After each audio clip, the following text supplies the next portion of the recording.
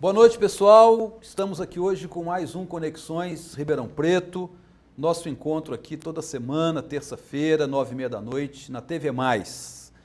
E desta vez, tendo a grata satisfação de estar recebendo aqui, o nosso amigo, nosso querido Tomate Renato Vidal. Vidal ou Vital? Vital. Vital, né?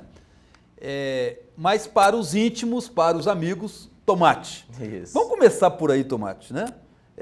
Primeiro, boa noite. Boa noite. Obrigado pela sua presença aí, tá? Obrigado pelo convite, Lário. Sempre bom as oportunidades de falar sobre os assuntos aí que a gente está na luta. Isso, muito bom. Ô, Tomate, mas por que Tomate, hein? Isso é um apelido de de infância, isso vem de longe, como é que é sim. isso aí? Apelido de infância, desde que era moleque, na verdade era mais gordinho e vermelho fica até hoje, né? Parecia um tomate. Aí essa que era a piada lá. E aí ficou assim, na verdade, acaba que os amigos chamam e a gente tá envolvido, trabalho, amigos sempre tudo junto e acabou que o apelido foi seguindo com os anos aí. Com os anos e aí ficou marcante aí, né? Ficou. Muito bom. Ô, Tomate, é evidente que a gente vai conversar aqui hoje sobre diversos aspectos, mas eu acredito que o que vai unir essas conversas todas nossas aqui hoje, né, esses aspectos todos, é a questão do patrimônio, né? Sim. Que você está aí diretamente ligado já faz algum tempo, através da ONG Viva Cidade, né? Que é um patrimônio nosso, cultural, tombado, né? E vamos falar sobre isso, né? E você também é um militante aí do Fuligem, né? Sim. Já há mais tempo, né? E afinal, para muita gente que não conhece o Fuligem, não sabe das ações, das atividades, eu gostaria de começar exatamente e rapidamente também falando a respeito do Fuligem. O que é o Fuligem? O que vocês fazem lá? É uma cultura diferente em termos de economia solidária também, né? Que é outro tema que eu acho que está relacionado aí com as atividades de vocês, né? Sim. Aí é legal porque eu acho que até a gente chegar lá na Vivacidade, esses temas, acho que chegamos lá por causa desse histórico. Tem uma né? trajetória aí, né? Sim, Tem que resgatar um pouco. O coletivo Fuligem a gente existe desde 2010, né? E ele surgiu como uma questão de trabalhar na cultura, trabalhar com música, com cinema, né? Principalmente assim. E ser autossustentável, poder trabalhar e militar nessa área sem ter que trabalhar em outras profissões e fazer isso como um hobby ou coisa assim, né? E como ter essa relação de cooperativismo, de colaboração, né? Não ter uma empresa, não ter uma relação de patrão e funcionário, mas sim uma relação de autogestão mesmo, de tomar decisões juntos, de todo mundo que está no coletivo saber o que acontece em todas as áreas, apesar de cada um fazer a sua. Então, desde 2010, a gente trabalha fazendo festivais de música, de cinema, fazendo muita produção audiovisual e fotografia, né? E a gente trabalha, então, articulando isso, né? Esse meio cultural. Participamos, ao longo desses anos, aí, de algumas lutas na cidade, como foi o Movimento Pro Arena, que brigou pela reforma do Teatro de Arena. E desde aquela época a gente já falava que a reforma ela tinha que ser de cimento, mas também de gestão, né? Infelizmente só a reforma de cimento aconteceu e hoje a gente vê que sem a gestão a gente retrocedeu, né? O Teatro de Arena continua E é preciso abandonado. uma outra reforma de cimento, inclusive. Sim, de novo. Então a gente vê que uma coisa tem que caminhar com a outra, né? A estrutura com essa gestão. Depois, então, daí a gente já começa a nossa relação com a cidade, com o patrimônio histórico, né? O Teatro de Arena, por exemplo, um patrimônio já da cidade, dentro do Morro de São Bento, que é o maior complexo, pelo menos oficial, né? Cultural da cidade, né? Esportivo, enfim. E depois a gente participou de um outro movimento que foi muito interessante, que acredito ser um grande representante de economia solidária que aconteceu em Ribeirão, que é o Se Vira Ribeirão, que apesar das pessoas não saberem que estão praticando essa economia solidária, esse colaborativismo, foi uma grande experiência na prática disso, né? Então foi também um outro acontecimento em Ribeirão, que foi vamos dizer assim, um festival de arte e cultura, mas que surgiu justamente dessa briga pelo Arena. Na época o Arena ia fechar para reformas e estava acontecendo um outro movimento na cidade que era o Panelaço, por conta dos aumentos, dos vereadores, que foi movimentos que, na verdade, aconteceu em várias cidades, mas em Ribeirão ele se caracterizou como esse panelaço, e nesse momento foi anunciado que não teria virada cultural em Ribeirão, então Ribeirão deixaria de receber esse investimento do Estado, e os argumentos eram que a cidade não tinha nem local, nem demanda do público para isso. E o Se Vira veio para mostrar que tinha local para fazer e tinha demanda do público. Então, já também acredito que foi uma outra relação com o patrimônio da cidade, que foi uma certa renovação da Baixada de Ribeirão, nesse sentido cultural, né? O primeiro e o segundo Se Vira foram... na verdade, sim, ele aconteceu em vários locais, né? Mas um grande polo dele era nos cruzamentos ali da José Bonifácio com aquela do estúdio de cinema ali, Mariana Junqueira. Naquele cruzamento tinham palcos de música e teve uma movimentação de público muito grande. Então, ali também a gente teve esse outro grande ápice de um envolvimento na renovação de um patrimônio da cidade, que foi esse Vira Ribeirão, que assim, teve muitos grupos envolvidos, né? Como eu disse, foi uma grande experiência de autogestão na cidade, né? Então, acredito que vários grupos, assim como o coletivo, tem ali o seu desafio diário de gestão do grupo, mas ali no Se Vira a gente se viu com vários grupos e pessoas que nem eram ligadas a nenhum grupo tendo que autogerir um festival que vinha para provocar a cidade, que vinha mostrar que, por exemplo, a virada era lá na FEAPAM. Então, o público não chegava lá. Então, a cidade não tem um lugar para receber um festival ou o público não quer o festival. Não. As ruas da cidade, a Baixada, pode ser um espaço democrático, onde as pessoas tenham mais acesso, porque o centro da cidade tem ônibus que vem de toda a cidade. E foi, enfim, a gente provou na prática que tinha demanda, tem demanda para isso na cidade, e que é importante renovar a Baixada, né? Depois do Se Vira a gente vê uma renovação da Baixada muito grande, que depois já era muito puxada pela Pau Brasil, pelo Memorial da Classe Operária e que o Se Vira deu uma potencializada. E aí, depois disso, a gente vê, né, a UGT, enfim, é um polo de acontecimentos culturais, a gente vê outros espaços ali na Baixada sendo abertos, fundados, então outra renovação, né? E aí, em 2015, a gente teve esse desafio de chegar junto ali da cerâmica, inclusive, vamos dizer assim, chamados a atenção pelo Memorial, pela UGT, que é depois a gente pode conversar sobre o TAC, que institui ali a vivacidade na cerâmica, né? Que a UGT vem junto nesse acordo, então Exato. São, vamos dizer assim, prédios irmãos ali, Exato, né?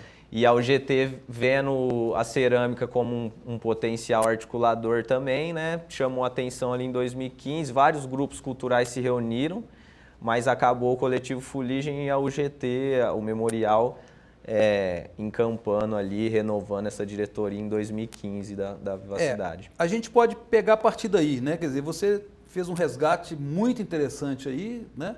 Da participação do Coletivo Fuligem nesses diversos momentos aí de reorganização, de retomada de algumas coisas, como foi o caso do Arena, e principalmente a questão do Se Vira Ribeirão, né?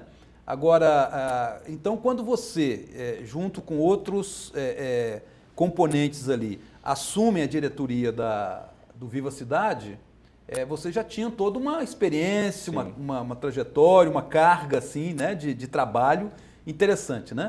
E aí a questão do Viva Cidade, como é que vocês assumiram isso? Qual era a expectativa, as dificuldades e como é que isso transcorreu de lá até hoje? Então, a Vivacidade é uma organização que existe desde 99. Então, assim, eu era criança quando a Vivacidade surgiu, né?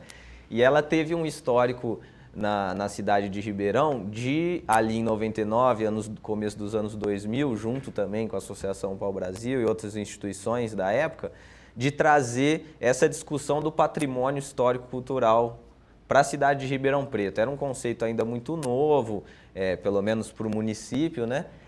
E uma das ações foi mapear esse patrimônio físico, histórico da cidade. Então, vários prédios foram mapeados, né? A maioria dos tombamentos que hoje a gente tem, eles nasceram aí dessa época, né? Desse mapeamento. Então, a cerâmica foi um desses prédios, edifícios históricos que foi mapeado dentro disso, né?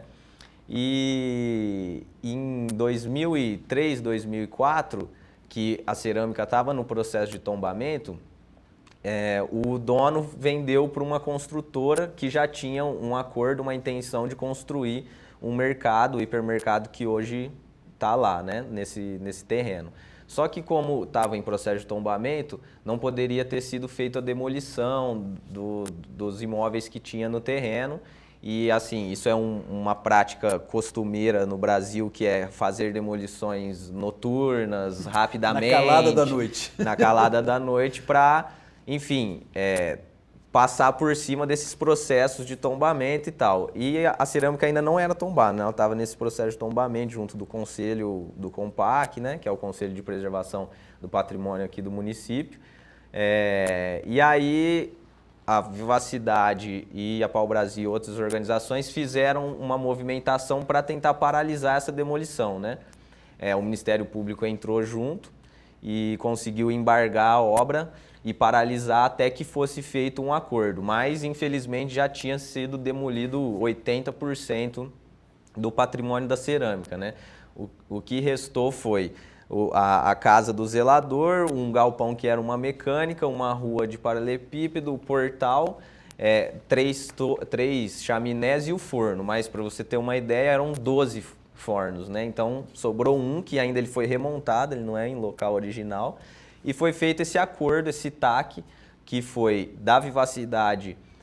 Então, foi um acordo bem inovador, que foi de entregar o patrimônio público, o patrimônio tombado, para instituições da sociedade civil gerir. Então, dá isso para a sociedade civil gerir. Então, a cerâmica, ela foi feito um acordo da Vivacidade implementar uma biblioteca, um centro de pesquisa do patrimônio ali no espaço, e a Associação Pau Brasil, na UGT, implementar o memorial da classe operária. Legal.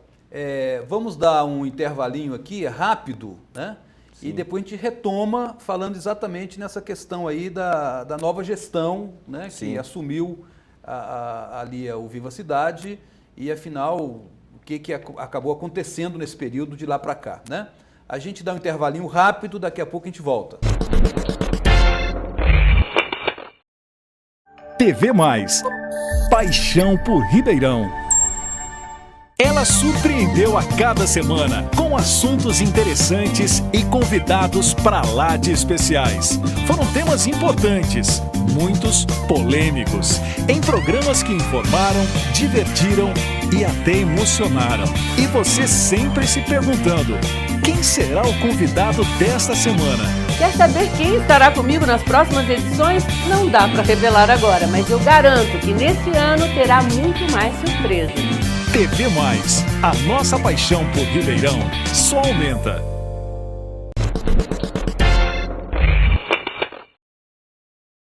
Voltando aqui ao Conexões Ribeirão, entrevistando hoje o nosso amigo Tomate, né?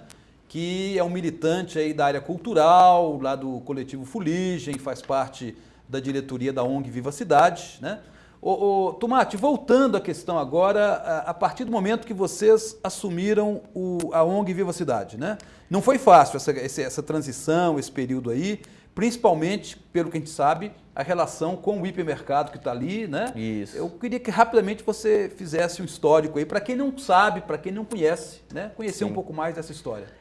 Então foi feito ali, por conta da demolição, foi feito esse acordo, esse TAC, e desde 2004 a Vivacidade então está ali no espaço, né? Mas a gente identifica que desde 2004 a Vivacidade vem cumprindo um acordo, que é fazer a biblioteca e o Centro de Pesquisa e Preservação do Patrimônio, mas infelizmente a outra parte do acordo, que é o dono do terreno, né, que é o hipermercado, vem de certa forma estrangulando a atividade da Vivacidade. Então, apesar da ONG ter a posse do espaço legalmente, né, de uso, tal, comodato, ela não tem uma autonomia ali de uso, então existe algumas problemáticas nesse sentido.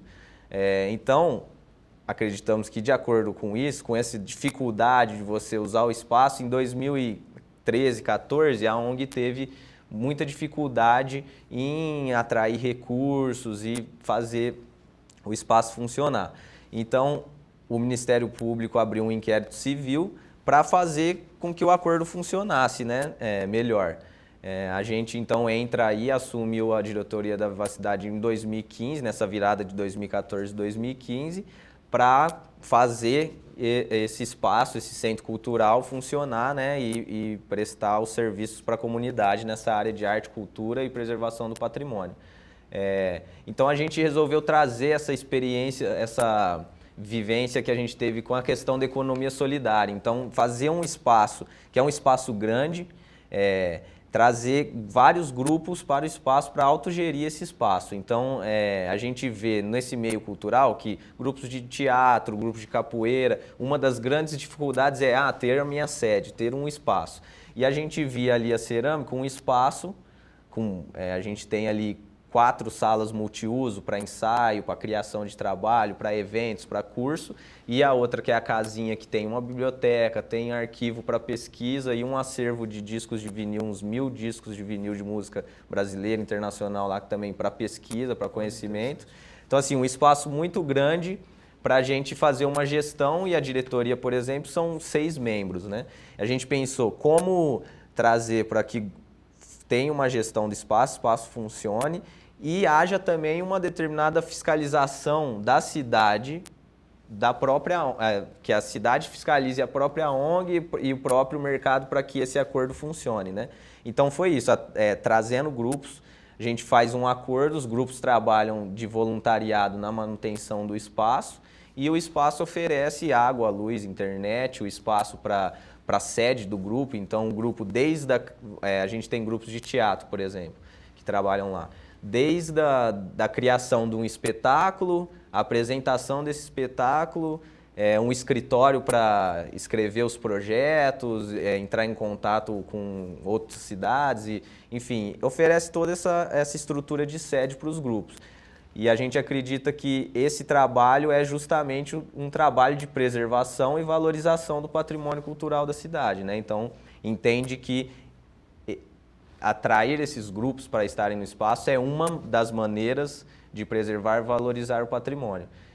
Então, além disso, a gente faz outras ações lá, enfim, como espetáculos, roda de capoeira, eventos junto com a Fundação Feira do Livro, que tem programação pré-Feira do Livro, por exemplo. A gente realizou esse ano a segunda Semana Municipal do Patrimônio Histórico, que apesar de existe uma lei, que é o Dia Municipal do Patrimônio Histórico, mas ele não tem, essa lei só existe no papel, não tem nenhuma ação, nada. Então a Vivacidade, desde o ano passado, encampa aí, faz esse evento por conta própria, assim. Esse ano a gente conseguiu apoio da Secretaria da Educação, Cultura, onde a gente, por exemplo, quando a gente faz eventos, ações na cerâmica, a ideia é trazer o público, as famílias, a comunidade, para vivenciar momentos lúdicos no patrimônio histórico, né? Então, o patrimônio histórico é da cidade, a cidade tem que usar, né? E aí a Semana do Patrimônio fez, além de levar público para a cerâmica, também levar alunos, por exemplo, da rede municipal para patrimônios da cidade. Então, pegamos alunos de uma escola do Campos Elíseos, levamos para conhecer patrimônios do Campos Elíseos. Então, foi no Lar Padre Euclides, foi na Sorveteria do Geraldo, que é um patrimônio cultural ali do bairro. Tem o ofício de sorveteiro, artesanal, né? Foi lá no Cemitério da Saudade. Levamos, por exemplo, professores da rede municipal, privada também, quem tivesse interesse, para conhecer a Festa da Cruz do Pedro, que é um patrimônio cultural imaterial, que a gente fala, né? Que além dos prédios, a gente tem o imaterial, que são, por exemplo, toda a cultura produzida, esses artistas, as festas, manifestações, né? Os ofícios, né? Então, levou os professores para conhecer esse patrimônio da área rural de Ribeirão, que Ribeirão nem conhece muito. Na verdade, às vezes é mais pessoas de Dumont que vão... Municípios vizinhos. Que conhecem a festa e participam. Então, levamos lá na festa, na Cruz do Pedro, no Zé Goleiro, na Venda do Zé Goleiro, que também é um outro espaço que está nesse imaginário rural de Ribeirão, né? Que inclusive a festa muitas vezes é organizada ali nesse espaço, assim, é A organização é feita ali, né? Ela acontece na Cruz do Pedro. Enfim, então a gente promove essas ações de preservação do patrimônio, mas entendendo que o patrimônio histórico, ele não é só os prédios, né? Ele não é só, por exemplo, o Pedro II, o Palácio do Rio Branco, ou o Casarão Camilo de Matos, que fica na frente da Praça 15, mas também as manifestações, né? O patrimônio imaterial da cidade. Então, quando a gente leva para lá esses grupos, a gente também tem essa intenção de preservar o patrimônio cultural da cidade, né? De dar estrutura para que isso avance com o tempo, né? Continue numa evolução, né? Não fique esquecido, né? Muito interessante você ter ressaltado essa questão do patrimônio imaterial ou simbólico, né? Quer dizer, o patrimônio muitas vezes é confundido apenas com edifício, com edificações, né? Sim. E tem esse outro lado aí que às vezes passa despercebido e muito despercebido, né? Sim. Então a atuação aí da ONG Viva a Cidade nessa área, eu acho que vem dar um reforço muito grande nesse sentido de, olha, o patrimônio material está aí, está vivo, a gente precisa preservar, precisa respeitar, precisa promover, né? E essas ações todas aí conectadas nesse sentido, né, de levar grupos e movimentos ali para aquele espaço, exatamente para revitalizar ou colocar em evidência Sim. esse nosso patrimônio imaterial. Né? E a gente costuma até dizer lá, ali na Vivacidade, o pessoal que encampa mais essa área do patrimônio, que o tombamento, na verdade, a gente deveria ver ele como uma última etapa do reconhecimento desse patrimônio, que ele tem que ter uma função, né? Então, se ele não tiver, se a população não tiver uma relação de afeto com aquele espaço, se não tiver vivências, experiências dentro daquele espaço, aquele edifício, por exemplo, ele é só uma casca, entendeu? Ele precisa ter um significado, ele precisa ter uma relação de afetividade, né, com o espaço. Tem uma luta que a gente está apoiando, tentando ajudar o pessoal, que é ali no edifício de Deriksen, né? O edifício de Deriksen, ele é o prédio é tombado, né? Ele representa uma época da cidade que foi o primeiro prédio com mais de 2 andares, acho, e é um prédio que ele mistura área comercial com apartamentos, então é um momento histórico brasileiro das cidades aqui de São Paulo que as pessoas moravam em casas, estavam começando a pensar nessa vida em apartamento e tal, e o prédio foi doado para Santa Casa, sendo que o de Deriksen, que era o dono do prédio, colocou que ele sempre fosse um prédio de multiuso, né, residencial, comercial, e que ele tivesse preços acessíveis, né, de aluguel e tal. E hoje o prédio está passando por uma situação de as pessoas estão sendo mandadas embora da sua casa, tendo que sair do prédio porque a Santa Casa está alegando que vai reformar o prédio, fazer ali, num primeiro momento falaram que ia fazer um centro cultural, né? Então a gente defende o quê? Que ele já é um centro cultural, né? Ele tem um grupo de teatro no último andar, ele tem vários ofícios ali dentro, que só existe ali dentro. Então, por exemplo, tem o alfaiate, que eu nem sei se tem outro alfaiate em Ribeirão, Deve além ser só aquele, lá. Né? Tem outros ofícios ali e pessoas que moram ali há muitos anos, né? Então, a gente defende que, sim, é importante preservar o prédio, mas é importante preservar a essência, o que está lá dentro. Então, as pessoas, as histórias, cultura, os ofícios, as tradições, a memória, enfim. Então, né? É uma briga, a gente também, a Vivacidade trabalha essa questão da educação patrimonial. Sim. Então, levar as pessoas aos espaços e trazer discussões como essa que a gente está fazendo aqui, que é explicar que o patrimônio tombado não é só o prédio, o patrimônio histórico não é só o prédio, são as pessoas, as histórias, os ofícios. Isso faz parte também dessa nossa missão da Vivacidade de educar patrimonialmente, vamos dizer assim, as pessoas. Legal, né? Muito bom. Tomate, já estamos no finalzinho do programa, mas a gente não pode encerrar sem antes você dar uma notícia para a gente, né? Afinal, a participação da sociedade nessa discussão, nesse debate, na formulação de políticas públicas nessa área de defesa do patrimônio, ela se faz através do nosso Conselho de Patrimônio, do CONPAC, né? Uhum. E afinal, né, bem rapidamente, como é que está o CONPAC nesse momento? O CONPAC, desde 2016, ele ficou suspenso por uma questão jurídica, de lei, né? E ele foi conseguir ser retomado só no final de 2017, né? Então, a nova gestão tomou posse em novembro e a primeira reunião aconteceu só em dezembro, né? Então, a gente está aí num recomeço do Compac, né? Que, com certeza, assim como os conselhos de cultura, educação, os conselhos populares são uma instância de participação da sociedade civil na gestão municipal, né? Então, o Compac é muito importante, principalmente porque ele que valida os tombamentos, né? Então, vamos dizer assim, que enquanto o Compac estava suspenso, os nossos patrimônios tombados históricos estavam correndo risco de demolição, ainda correm, sempre correm, né? Mas estava sem esse grupo, esse conselho que faz essa fiscalização, né? Que cobra ações nesse sentido, né? Então é uma boa notícia, né? Depois de algum notícia. tempo aí com o Compac desativado, a partir de dezembro ele já tomou posse, né? Eleita uma nova diretoria, enfim. A partir desse ano, então, a gente está esperando aí boas notícias aí do novo Sim. Compac, né? Vamos esperar aí que consiga avanços nos prédios que já estão tombados, que sejam restaurados, né? E que funcionem, que novos tombamentos, mas que principalmente políticas públicas nessa área, né? Então, principalmente na área de educação, acredito, né? Levar esses alunos da rede pública nos espaços, nos museus, enfim, nessa questão da semana que a gente levou os alunos, quando estava no museu histórico, a gente perguntou para uma classe de 30 alunos de 14 anos quem já tinha ido ao museu. Duas levantaram a mão. Então, é algo de se preocupar, né? Muito. Ô, Tomate, só tenho a agradecer a sua vinda aqui, foi muito interessante nossa conversa, você nos atualizou e atualizou aqui os telespectadores da TV+, né?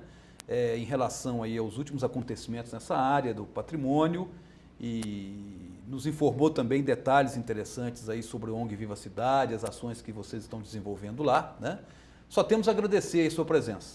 Queria agradecer o convite, convidar também todo mundo que acompanha aqui o programa, quiser conhecer a Cerâmica São Luís. A gente tem diversas atividades abertas ao público, também estamos abertos para desenvolver projetos juntos, o espaço está sempre aberto. A nossa página na Vivacidade é facebook.com/vivacidaderp, lá você consegue acompanhar tudo que a gente está fazendo e que dia pode ser bom para você ir lá conhecer, curtir às vezes uma roda de samba, algo assim. Muito bom.